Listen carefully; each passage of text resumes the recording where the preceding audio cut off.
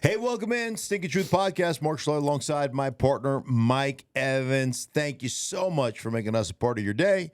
Thank you for subscribing. We have continued to grow like a weed, so we appreciate all of you for doing that for us. Mike, how are you, buddy? I'm great. I can't wait to do this podcast with you because I want to kind of begin with one of your favorite subjects, and that's Tom Brady. Tom Brady was on. Oh, I love Tom Brady. Tom Brady was on with Colin Cowherd. And it was about a 9-minute conversation, and he had a lot of really interesting things to say about young quarterbacks. And with so many young quarterbacks, 6 of them getting drafted in the first round, I found his comments very revealing. Although, based on the radio show that we do, I don't know if I want to go down this road because, I don't know, you were kind of... I don't know. I mean, a little jealous of Tom Brady? The attention he's getting, going into the TV booth and all that kind of stuff? No, it had to do with... jelly? No, it had to do with your fawning over the stuff that he said that is, like, he said, like, it's all about processing. And you're like, oh, God, Tom Brady processing. I'm like, really, Did you just do the O-face? Right. I'm like, that's a really? first on this podcast. Like, right, that's the first. Wow. I'm like, have we not said it's all about, like, your ability? Like, one thing that I think a lot of people don't really truly understand, we get, and I think it's because it's easy. Like, athleticism is easy. It's easy to see guys that are incredibly athletic, right? It's easy to see explosiveness. It's easy to see guys who run fast. That stuff that's low-hanging fruit. It's simple. And I don't care what position you play. If you have the ability to take in information, discern that information, and in a split second make a decision, and that decision be right, regardless of position, you can play. Now, if you can run fast and you're strong and you can do all those things, that's the difference between being good and great and Hall of Fame. Right, but your ability to process information, you just acted like he said.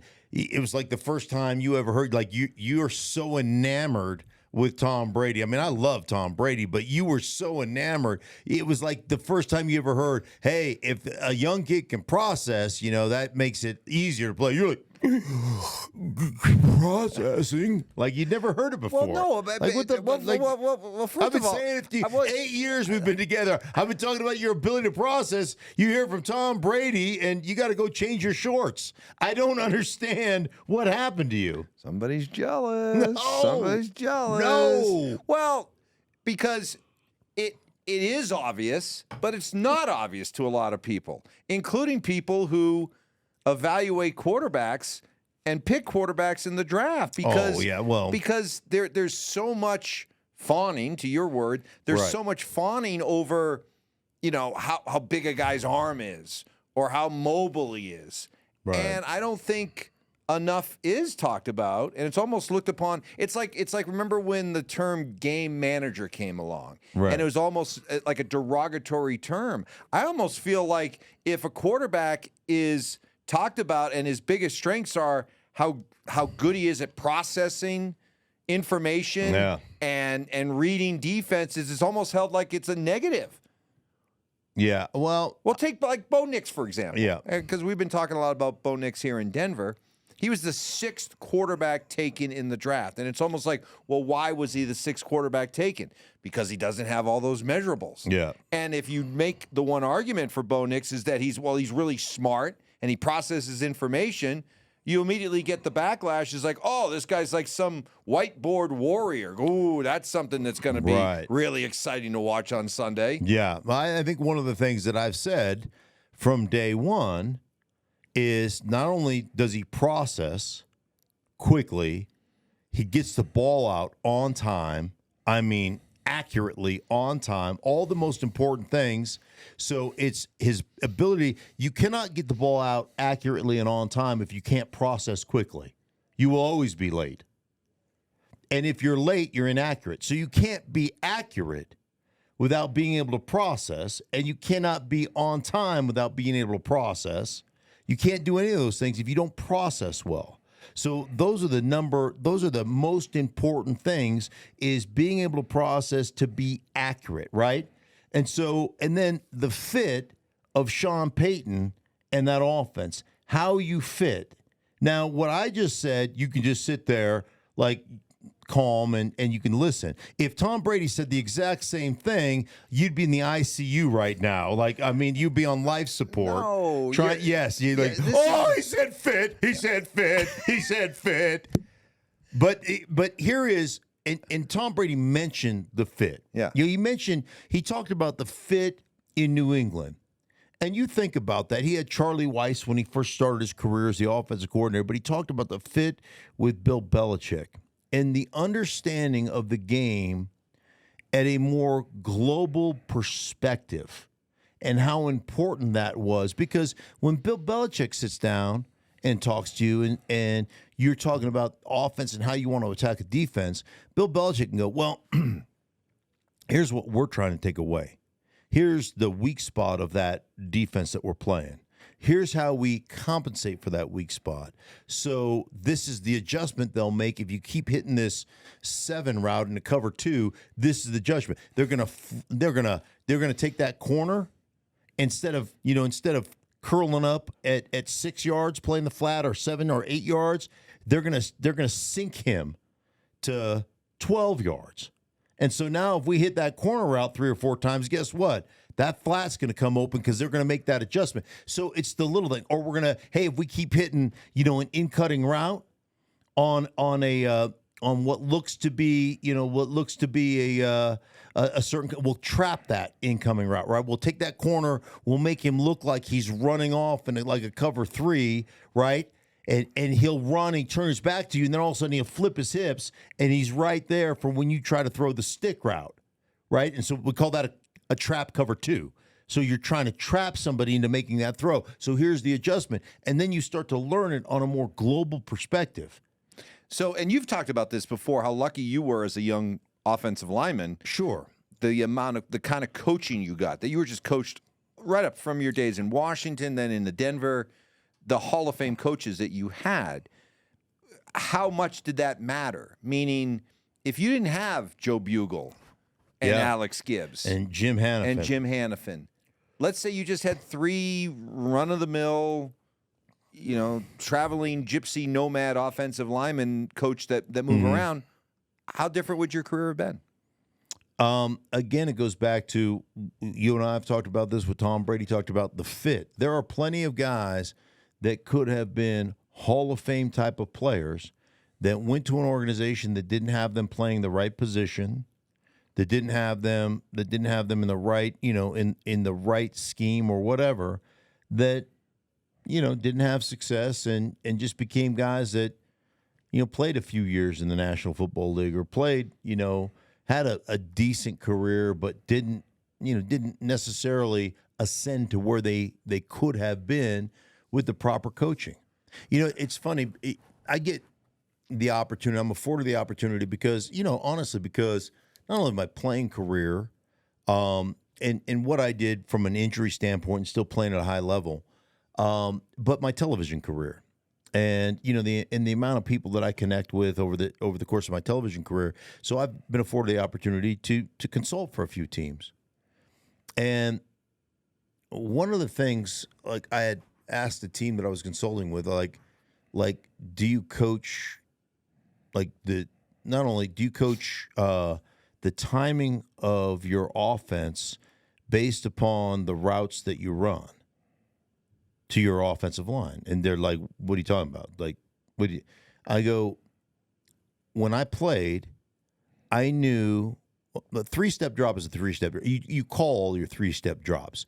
So if you're in 2-jet, right? If you're in a 2-jet is a 5 or 7-step drop, depending on what the route combination is. 3-jet, same thing. You go 200 jet, 300 jet would be a 3-step drop. You would go, if you're going 76, 77 protection, you go 376, 377. Like, so you're designating 3-step drop. In a 3-step drop, what am I doing? I'm attacking the line of scrimmage. The quarterback is a short drop, right? Bam, ball's out.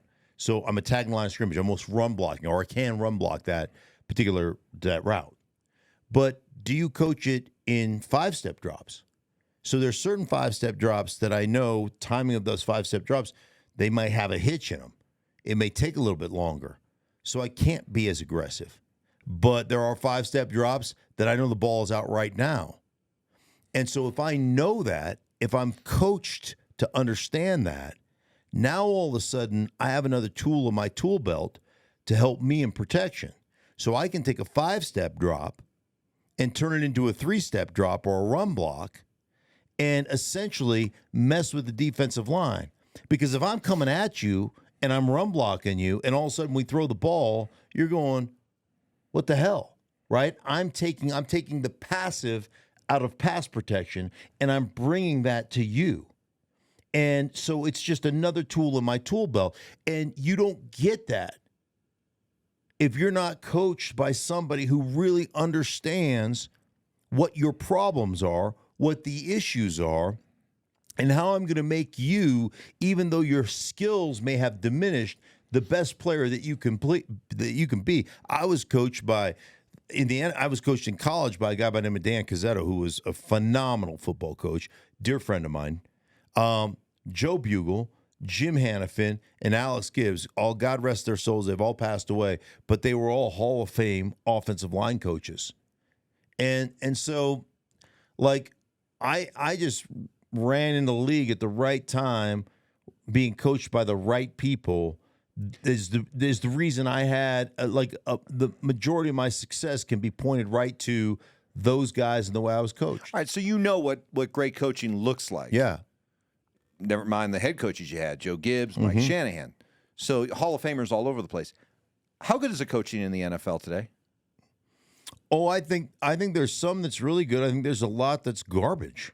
A lot. Oh yeah, I think there's a lot of coaching in general all over the place that's garbage, and so you've got to,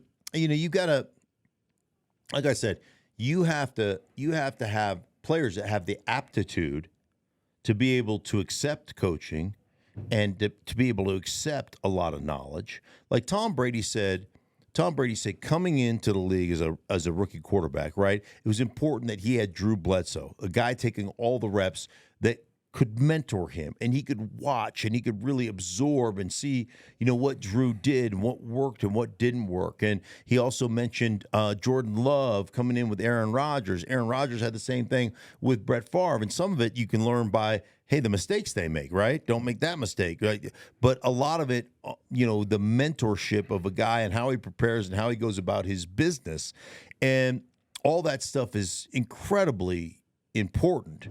And you've got to be able to do that. But from a coaching standpoint, it's how much aptitude do you have? How much can the guy give you? And how much do they listen to you? One of the important things for a player is to have, and this is another issue the NFL has right now because of what I call the 80-20 rule. 80% of the money is made by 20% of the players. And 20% of the money is shared by the other 80% of the players. So what do? We continue to pay quarterbacks $50 million a year, right? In a quote unquote cap regulated business. So they're getting $50 million a year. The corners are getting 25, right? The receivers are getting 25. The rush defensive ends are getting 25. The big time right and left tackles are getting $20 million a year, whatever it is, right? I mean, so your cornerstone positions are making the majority of your cap, and then everybody else shares the rest. So how do you manage that? Well, how I manage it is I get a bunch of young players that don't know anything, that probably aren't really, going to make it any length of time, and I manage my cap by having a bunch of backups that can't play, that are young and that can't really play. And so do they have the aptitude to be professional? Do they have the aptitude to take that information in and discern that information, and actually do they have the ability to apply that information? And then the coaches, can you give it to them? Do you know? Like, the one thing that's important, as Tom Brady talked about those mentor quarterbacks, one thing about players is players can discern information and pass it along to other players, they have the nuance. So what the coach means by this is how I think about it. Like, I can explain it to you in a way as from player to player, you're like, oh, shoot, that makes sense. Okay, I get it. I don't really think the way he explains, I don't really think about it that way. I think about it like this. And there are I could give you countless examples of techniques I was taught in my career that I'm like, okay, I get the concept, but that doesn't work in practicum. Like, it doesn't work when you're out there on the field.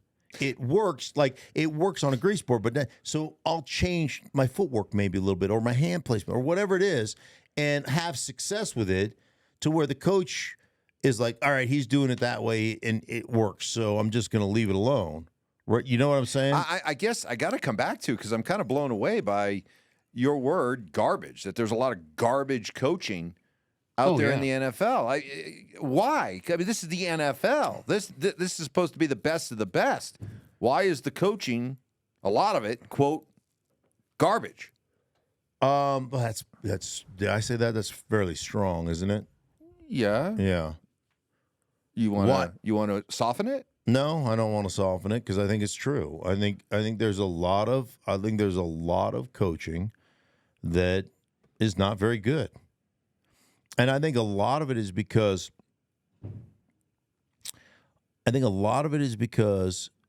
there are very few coaches who understand everybody's issues. I think most coaches are coaching their players' issues or their position group's issues. But you don't understand, like, everybody else's. So, for instance, I'm an ex-quarterback. Now I'm a coordinator, right? And I know what I want to do as a coordinator is push the ball down the football field. Do I really understand all the tools in the tool belt to give my offensive line an opportunity to still be aggressive? Do I understand all the tools in the tool belt to understand what their problems are? So you'll get this a lot. And I've told this before, but I used to love it when Alice Gibbs would go out. He was my offensive line coach. He would go out in the hallway and absolutely mother F Mike Shanahan, screaming match in the hallway. And we'd be like a bunch of little giggly kids, like, oh my gosh, our coaches kick you. But like a lot of times coaches, like, I remember one where we're sliding protection. So call it two jet. Okay, so we're sliding to the left. So it's Tommy Nalen, it's me, and it's Gary Zimmerman, right? And we're sliding. We've got, let's call it a bubble look. Like we got a one technique over the center, right? So I'm dragging my hand, right? Posting for Tommy Nalen, but I'm kicking out, and I have the will if he comes. But if he doesn't come, I'm helping Gary. So Gary can overset a little bit, right? And then invite his guy back in, and I'm there to clean his guy up. So it's basically double team in the nose for 1,000, boom, kicking out to the defensive end and having Gary overkick him a little bit so he comes back inside, and then I try to, snot clobber him, right? But I'm responsible for the will. So if the will comes, what's going to happen? I'm going to take the will. That DN will go outside because he has to, because two asses don't fit in one hole, right? So you take an outside set, you've already cut him off because now he's got to take an outside rush if the will comes. If the will doesn't come and you overset him, he's going to come back inside because defensive players are dumb. So if you invite him inside, the defensive player is going to come inside, and that's when I get to absolutely snot clobber him. Do you understand how that works? Yeah. Okay. So that's kind of the scheme. That's what we're doing when we slide to the will. So Shanahan was like, okay, well, if the will doesn't come, but we get a corner off the edge, have the guard kick all the way out to the corner and pick him up too, then we don't ever have to throw hot. And Alex Gibbs was in the hallway going, fuck you. We ain't doing it. Like, there's no way you can do that. You can't ask my guy to have peek here, look at the will, and then kick over to that. But Mike was like, we could get this done, and then we never have to throw the ball hot, so we don't have to throw it short. So, on 3rd down and 6, if we have to throw it short, they rally up, make a tackle. And Alex was having none of it. I mean, he was like, you mother effing C-sucking, like, he's going to town. And these are 2 Hall of Fame coaches. Yeah, Mike will be a Hall of Fame coach. He should be right now. Right. But these are 2 Hall of Fame coaches who are arguing. Can you imagine 2 lesser coaches? And that speaks to your idea of garbage. The problem with the lesser coach is if it was a first time or a newbie offensive line coach, you go, okay, coach, we'll get that done. It's listen, man, if I'm kicking and looking at the will, right, and he doesn't come, and now all of a sudden my eyes have to go out to a corner who runs 4.3, and I'm an injured, slow, fat dude, I've got 0 chance of blocking that guy. 0 chance. He's going to have a 12-yard running start at my quarterback. He's going to hit him in the jawbone. Right? I have no chance of getting that done. But on a grease board, it looks so good. Right? Because we never have to throw hot. Like and this is where bad coaching happens. So you have to have, it's like, theoretically, it's like government, right? A system of checks and balances. And you have to have dissenting opinions. And you have to be able to fight over what's important and fight over some of those things. And the bad coaches will just let that happen. And then you know what happens to the bad staffs? It's rolling along in a game pretty good, and all of a sudden, guess what? That situation comes up, and it takes one time. You're in a tight game, you got a 3-point lead. All of a sudden, bam, you think you can get that done? You kick out to the will, he doesn't come. All of a sudden, here comes that corner off the edge, and he's running 4.3, and you're not. And he hits that quarterback who's standing like this, and that ball flops up in the air, and all of a sudden, somebody else scoops it up and scores, and now all of a sudden, you're down by 4. And guess what? All hell breaks loose. And then you look up at the scoreboard at the end of the game and you lost by 17. And you're like, what the hell happened? What the hell happened was your coaching staff is stupid. And you don't have enough people that will stand up for the players because they don't know the problems that other players have. That's the issue. So this has been a really revealing conversation for just me as a football fan and hopefully for everybody watching, because the importance of good coaching and how much, to your word, garbage coaching there is out there, then should we look at the failure of quarterbacks differently? So, for example, basically out of every 5 quarterbacks that get drafted high up in the first round, 4 of them fail.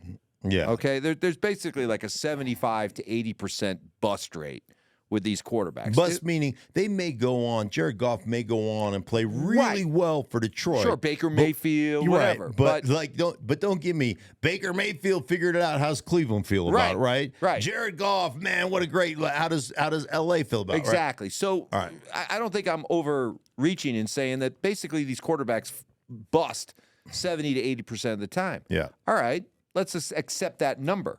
Then out of that 70 to 80% of quarterbacks who bust, how much of that is due to they just got bad coaching? And if they had gotten better coaching, had been in a better fit, they wouldn't have busted. What percentage of that 80% who bust, what percent of that is just due to had they just had a better fit and better coaching, they would have been really good quarterbacks? Yeah. How much you blame on that? Maybe it goes to 2 of 5. It's still hard. Playing in the NFL is hard. And there is a lot. You have to have a lot of knowledge. You can get away in college with just being a better athlete than the guy across from you. And a lot of guys do. A lot of guys have great college careers and great college success and Hall of Fame college careers. They get in the NFL, and they're not worth a squirt of piss. And I think a lot of that has to do, let me be very careful in saying this, because not processing quickly has nothing to do with intelligence. It's not, if you're smart, it is like processing is a God-given ability like strength or speed. The hand of God reaches down and says, bam, you're going to run a 4.3. You know, like, you can't take pride in that.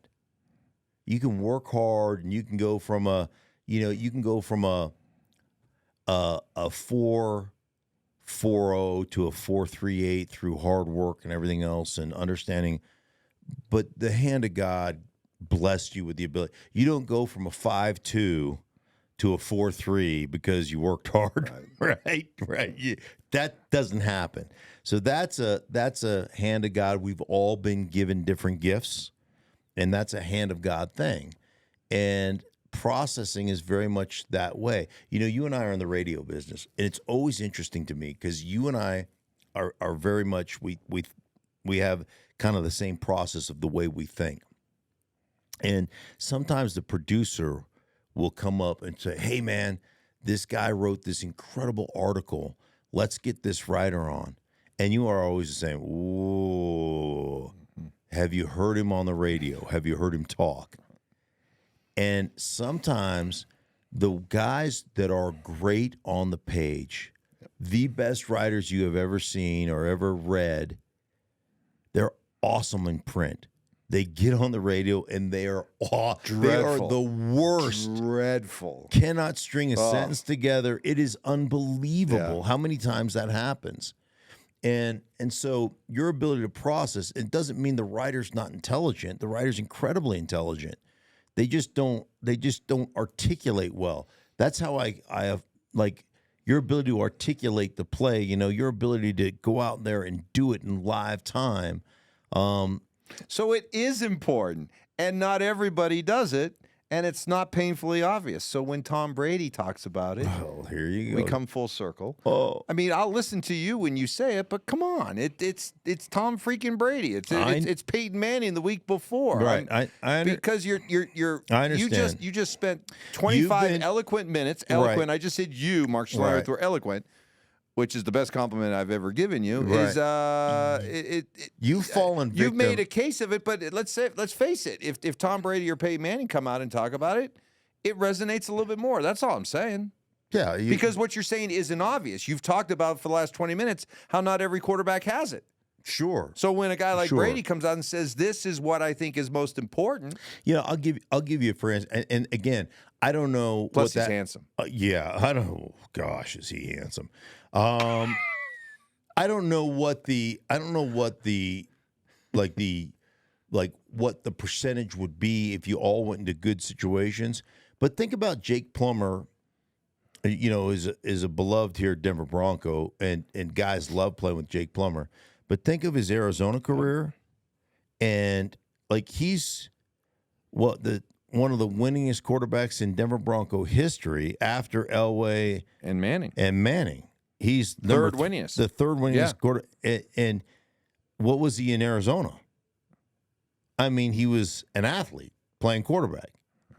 And so, like, the impact great coaching can have on your career, you know, it just is. It's amazing when you think about it. But no, I get you've been duped like the rest of the fans to believe that the quarterbacks are the small. Oh my gosh, you know, like, oh, how do they do it? How does a quarterback do it? Oh, if the safety plays high, throw it short. If the safety plays short, throw it deep. Oh, they're so smart. I know you've fallen victim to quarterbacks are the only smart guys out there, but I'm picking up on no jealousy whatsoever. No, Are you? There's no. Anything? No you jealousy. Anything? Any it's envy? It's not jealousy. It's just the fact. It's just the fact that you're swinging on the Tammock. The Tammock? Yes. What's the Tammock? The Brady Tammock. What's the Brady Tammock? The taint hammock. Oh, that God. You're just in there. It's like, oh, it's so humid down here. Oh my! It feels like it's relaxed my joints as you're swinging around. What are these?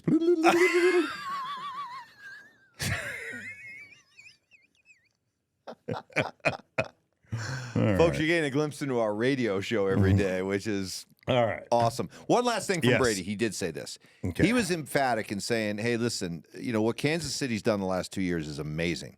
Yeah. He said winning back-to-back championships. It just made me want to vomit. I Go know, ahead. I'm but sorry. he was asked about the idea of Kansas City three-peating.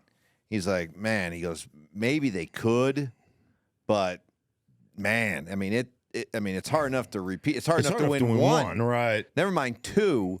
It's never been done 3 in a row. Can I just look right into which camera? Yeah. This camera.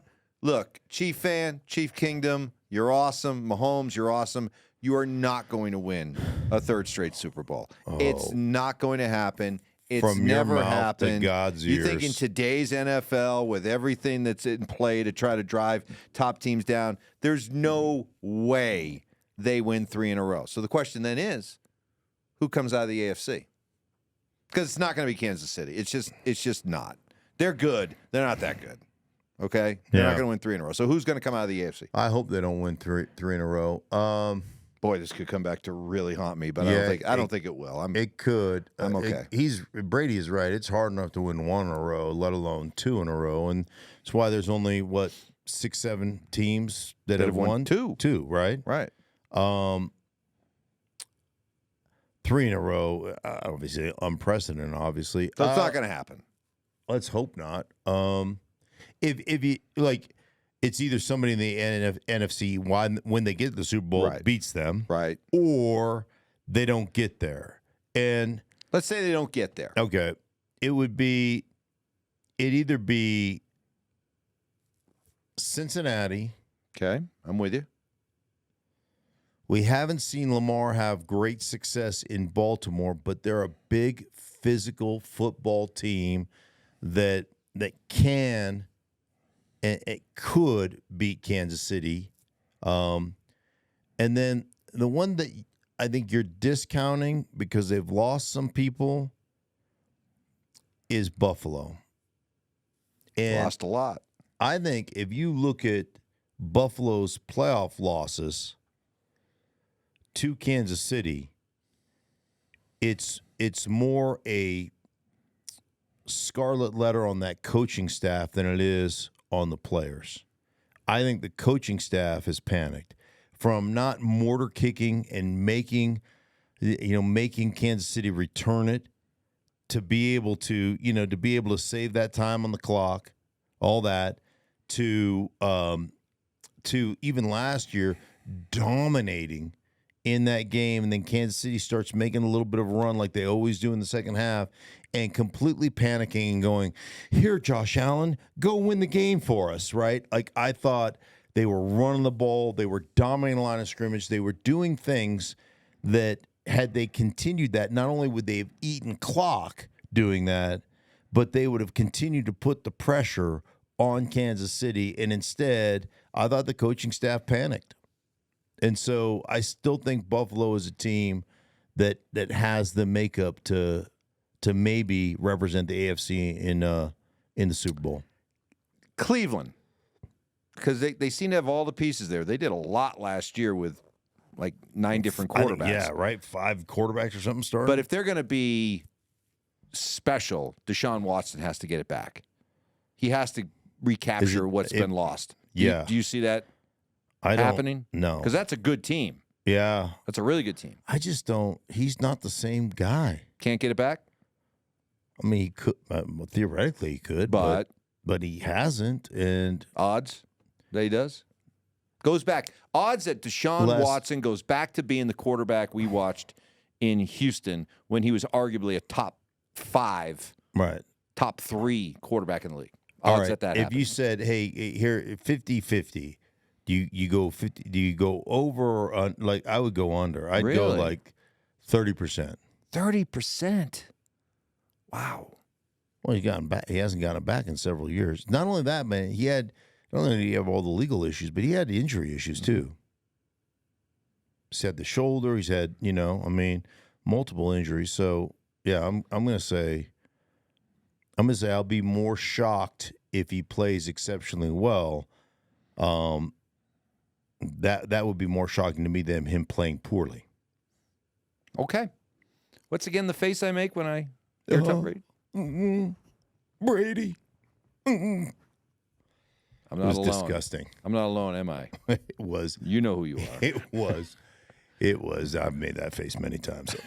For everybody involved in the Stinkin' Truth podcast, we appreciate you guys for watching. For Mike, I'm Mark. Thank you so much, and we'll be back with you guys next week. Hey, for everybody involved in the Stinkin' Truth, we thank you so much. Thank you for watching. If you enjoyed the video, please make sure you don't forget to give us a thumbs up. Subscribe to our channel for more content just like this. If you want to see more of our videos, you can also be sure to check out our playlist. Let us know exactly what you think in the comments below.